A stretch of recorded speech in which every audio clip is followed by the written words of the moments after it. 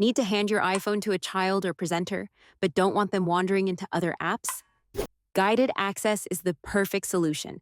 It locks your iPhone into a single app, so whoever's using it can't swipe away, get distracted, or access anything they shouldn't. Here's how to turn it on, use it, and disable it in iOS 26.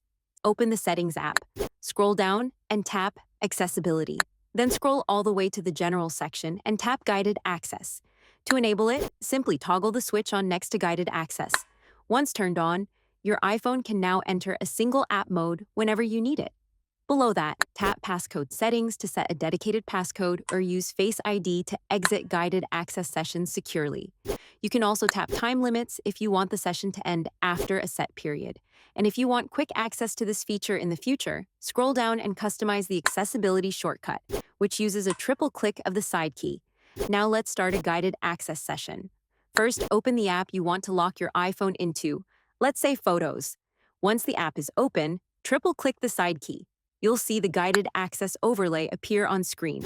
Tap Start in the top right corner. That's it. Your iPhone is now locked to just that one app. Swiping up or trying to switch apps won't work. To exit guided access, triple-click the side key again. Then, either enter your passcode or use Face ID, depending on what you've set up. Now tap End in the top left corner to fully exit the session. And that's it. Guided access is now turned off, and your iPhone is back to normal. This is a fantastic tool for parents, teachers, presenters, or anyone who wants to stay focused in just one app.